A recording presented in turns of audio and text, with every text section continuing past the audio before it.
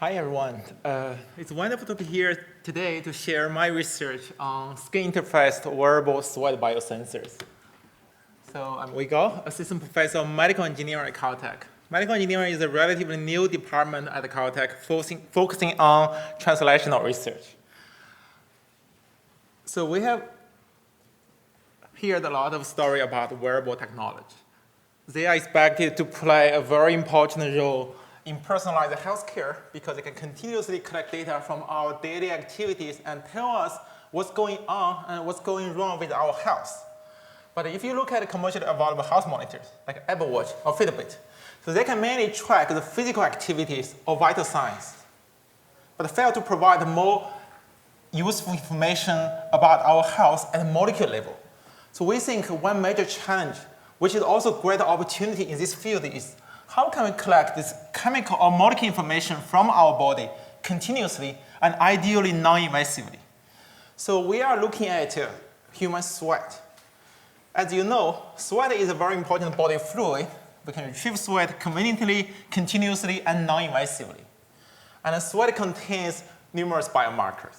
If you look at composition of sweat, it consists of a lot of electrolytes like sodium, chloride, potassium, ammonia, calcium, a lot of metabolites like glucose, lactate, urea, uric acid.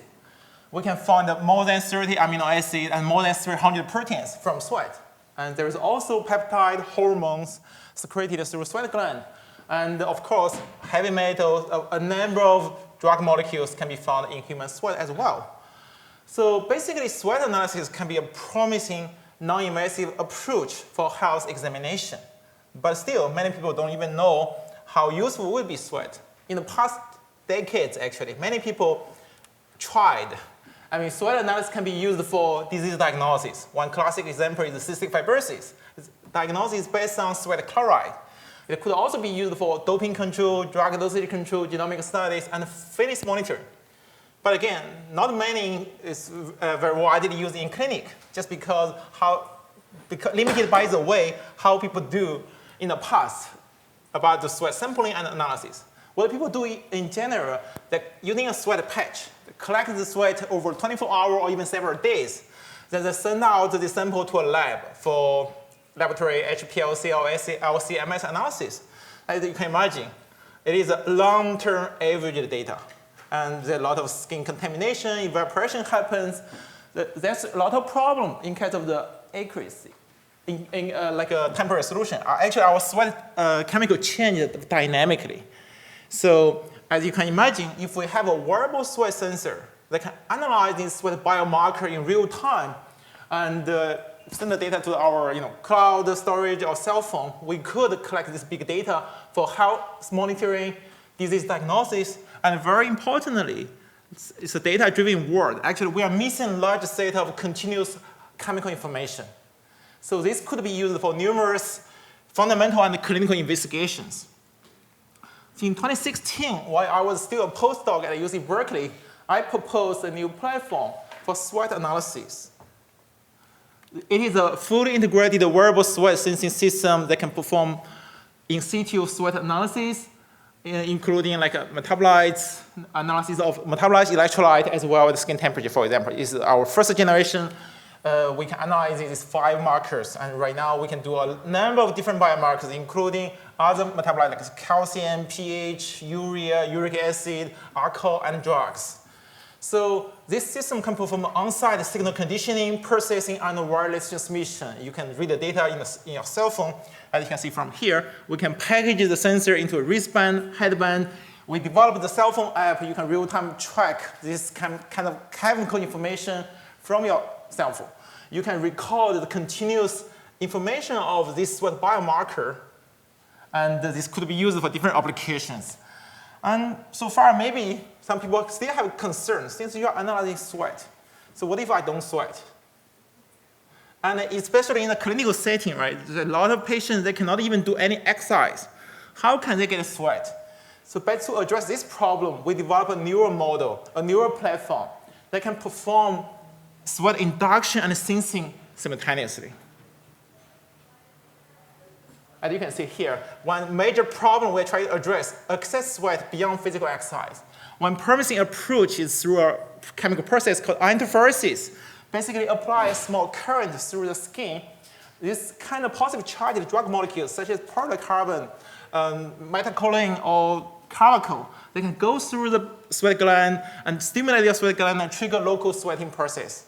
In this case, you can access sweat on demand just from your cell phone. Click a button in your cell phone, then sweat induction happens in a few minutes. Then the sweating process can last very long. Then your sensor can do continuous sweat analysis. And in this case, you only get a local sweat. And other part of the body, you feel normal. You can continue your computer lab work, for example. And in collaboration with Stanford School of Medicine, we actually tried this, characterize the sweat induction process, as you can see, by using different kinds of drugs or different kind of drug dosage. You can actually control many parameters of this sweat induction process, such as response latency, response duration, by using different drugs. If you use acetylcholine, for example, the response latency is only 52 seconds. That means after you apply the iontophoresis, only take 52 seconds, you start to sweat. If you use polycarbon, it will take 4 minutes. So we can control this sweat induction process dynamically. Whenever you need this sweat test, you just need a control from the cell phone. Then sweat induction happens. If you do only 10 seconds sweat stimulation, you can get sweat for 15 minutes if you use polycarbon. And if you think this length is not enough, or you don't get enough sweat, you simply increase the length of this sweat induction to 300 seconds, you can get 1 hour sweating. This is based on polycarbon. If you use the carbachol, just use a few minutes sweat stimulation, you can get a 5-hour or 8-hour sweating process, only from this small area. You can get a really long-term continuous health monitoring at a molecular level. So to share with you some application of this kind of wearable sweat sensor in clinic, as I mentioned earlier, one good example is more like a cystic fibrosis diagnosis. Right now, people using sweat chloride as a biomarker for cystic fibrosis. If you have cystic fibrosis, a chloride level in sweat higher than 60 millimolar for adults, you're likely to be diagnosed. So working together with the Cystic Fibrosis Center at Stanford, we evaluated this platform on healthy people and on the cystic fibrosis patient. As you can see, for the patient, their sodium and chloride level are much higher than healthy people, indicating that our system can be successfully used for cystic fibrosis screening in this case, just within 20 minutes. Not like you have right now, you have to collect sweat, send out to a lab, wait a week to get some data. So another application right now my lab is focusing on is drug personalization. In personalized healthcare or precision medicine, ideally, the doctors, the clinician should tailor the medication according to the patient because different patients have different kind of metabolic rate. So for the adults versus the children, for senior people versus the obese people, they have very different metabolic rate. And many drugs, in fact, have very narrow therapeutic window. If the drug level is too high, you take too much medication, you have strong side effect. If you don't get enough medication, you don't get effective treatment. So it's very important to control the drug at the right dose according to each patient. But right now, all this way, based on LCMS. You collect blood, the patient come to the clinic, collect blood, then send out the blood sample to a laboratory, take another several days to get a 1 point value. This is not very practical, especially for the rare diseases. And it's not very practical for the patient always come to the clinic in this time as well. So wearable sweat sensor could play a very important role. We could measure sweat level, the drug level in your sweat. Actually, that reflects the blood drug level very well, non-invasively and continuously. Before I found a very good clinical collaborator, this is what we can do. Using a model drug, caffeine.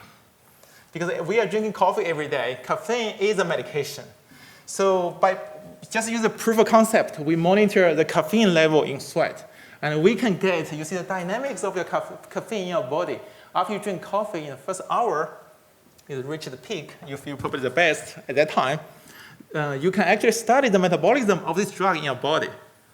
So, of course, this is based on nanomaterial modified electrode. So right now, we found a very good collaborator at City of Hope National Cancer Center. We are studying a number of different kinds of cancer drugs in cancer patients. And one promising number I want to share with you, because for all the patients who were offered for the participation, more than 75 patients said yes. Actually, they joined the study. We get a lot of samples from the clinic, and right now it's still ongoing, the research. Very exciting, we think.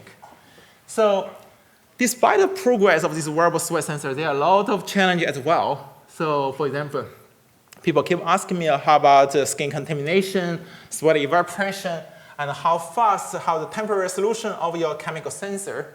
And can we really make this sensor at large scale and low cost? Because for consumer purpose use, we need a large scale and low cost and high performance. And we want multimodal. Not only chemical is important, physical sensor is also important. Can we create a multimodal system to get a full spectrum of data?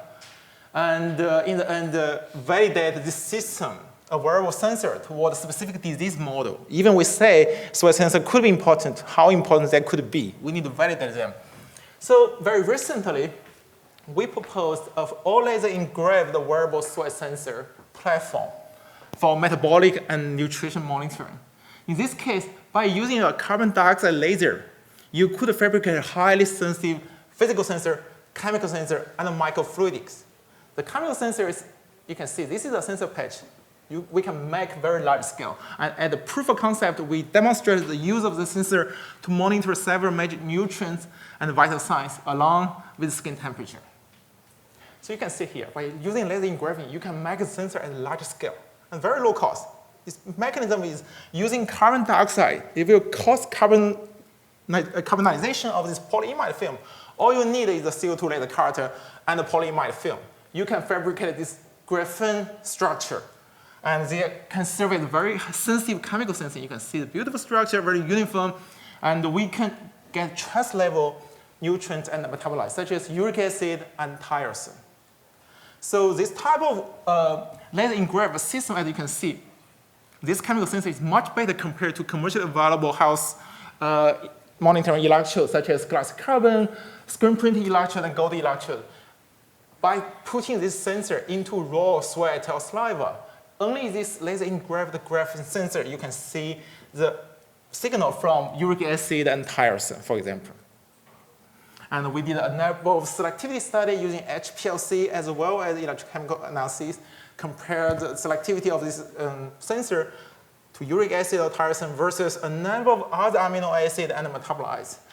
Very good selectivity here, because this is based on direct oxidation of this uric acid and tyrosine on the graphene electrode. And at this certain level and physiological range, we don't see significant interferences. And this kind of wearable flexible graphene sensor can also be used to monitor vital signs. For example, we could design this strength sensor to measure skin temperature and respiration, heart rate, for example. And this sensor is very robust, not like because they are nanomaterials, they are not as robust. Actually, they are very robust. For example, this strength sensor, if we just keep bending for 10,000 cycles, that still show very uniform and very stable response if you look at the resistance response of the strength sensor. So this kind of CO2 laser not only make a chemical sensor, physical sensor, they can also make a microfluidics. By putting this microfluidic patch on your skin, we could eliminate or miniaturize the contamination of skin sweat evaporation influence to your sweat sensing accuracy. As you can see, we did a Cosmo simulation about how fast we can sample sweat. Basically, within 2 to 3 minutes, we can get the nearest sweat onto the sensors. So it's pretty effective, 2 minutes to 3 minutes. And we did this kind of flow test. You continue to scan for 15 minutes, you get identical response, basically, from the sensor. And we did system integration. This is a wireless system, have the capability of Bluetooth communication. You can get all data from your cell phone. And this is a photo of my student and me. We have the cell phone app. We can collect data directly using the cell phone. And we also validated the sensor accuracy with HPLC. For example, this is our sensor measurement. This is the HPLC analysis. And we also recruited Caltech athlete and non-athlete, because tyrosine is an indicator for the fitness level. And you can see for the untrained people, their tyrosine level is much higher from the beginning compared to the trained athletes. These are sensor validation. Come back to how useful this sensor will be. when we talk about the uric acid, uric acid is a biomarker for gout. So why did we receive the biomarker? Gout is the most common inflammatory arthritis affecting tens of millions of population in the world. Right now, especially people's life getting better and better, more people developing gout. So gout is characterized by the urate level, basically elevated uric acid level in your blood. And by monitoring uric acid level, we could actually perform the nutritional monitoring, give people guidance to prevent like a gout flare-up, especially for the patients. And for the patient on the gout urate lowering therapy, this uric acid level non-invasive continuous monitoring can also help them to really personalize, tailor the dosage of this medication as well. And more importantly, actually, uric acid is right now the key risk factor for numerous diseases like cardiovascular disease, type 2 diabetes.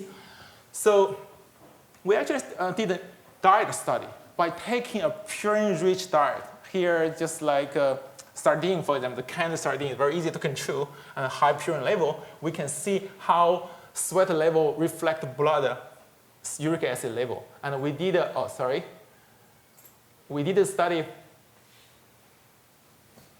on the gout patient. As you can see, for the gout patient, their uric acid level in both blood and sweat is much higher than healthy people. We also recruited the subject with hyperuricemia, which have high UA level but do not have gout attack.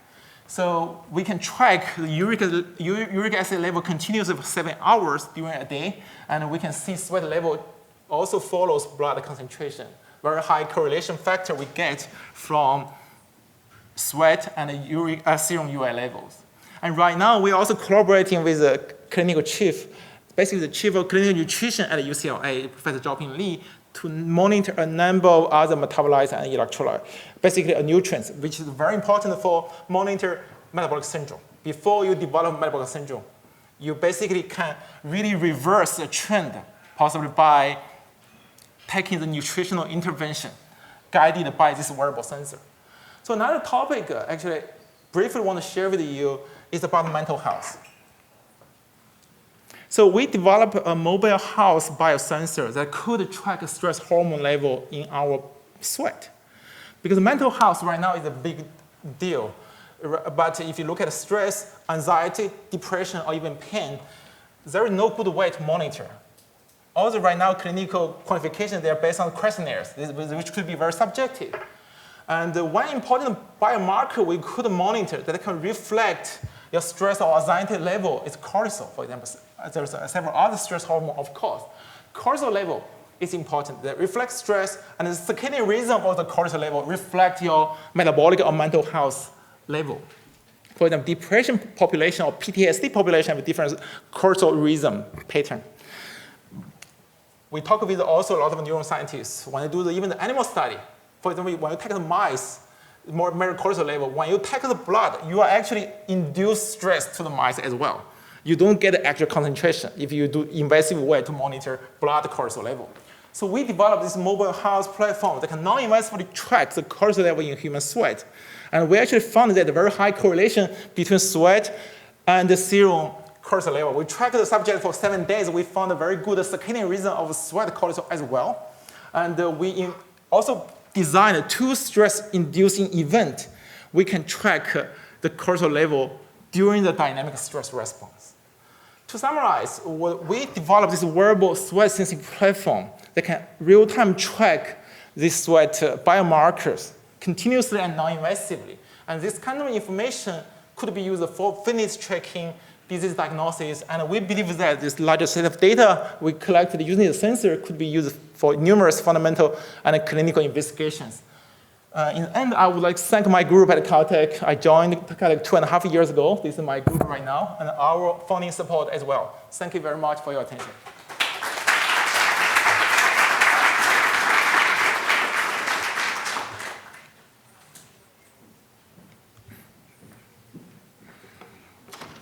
I have a question regarding the sweat stimulation. Mm-hmm. If you use iontophoresis, how often can you use it, and how safe is it? Mm-hmm. Yeah, Very good question. Because iontophoresis, we think, is a very promising approach for sweat induction. How often it really depends on how you design your interface and which medication you use. For example, if you use parallel carbon, the sweating process usually lasts, every stimulation lasts 40 minutes to 1 hour. That means if you want to continuous, you could do every hour. But many times you don't really do continuous. But if you use a different medication, for example, carbachol itself, 5 minutes stimulation can cause 5 to 8 hours sweating process. In this case, even during the day, you only need 1 or 2 stimulation, which take like 5 to 10 minutes total. Yeah. Thank you for the talk. Very nice. Just one thing that you didn't mention. Are you, by any chance, working on trying to figure out inflammation in the body from sweat? We did a lot of human study because, as I said, our sensor patch is mass-producible at low cost. This is usually disposable. When we do place this on the body for like the full day, and second, we can easily peel off and replace another one. We never really see like inflammation. I think regarding iontophoresis, it could have potential risk for that. But in our study, we never see that. I'm guessing that the processing happens on the platform end in terms of analyzing the level of the different things that you're testing for. So can one use one sensor and test for virtually infinite different things? Or are you going to need a different sensor for each element you're testing for? Or does that happen on the platform side? I think it depends. We developed the sensor, for example, this like graphene sensor. One sensor can detect several major electroactive molecules, such as uric acid and tyrosine. And one sensor could detect several heavy metal or drug as well. But to ensure we have good selectivity, we usually tend to have one sensor only select to one or a few targets. But we can easily put a number of sensors on the same page. Yeah. Thank you very much. Thank you.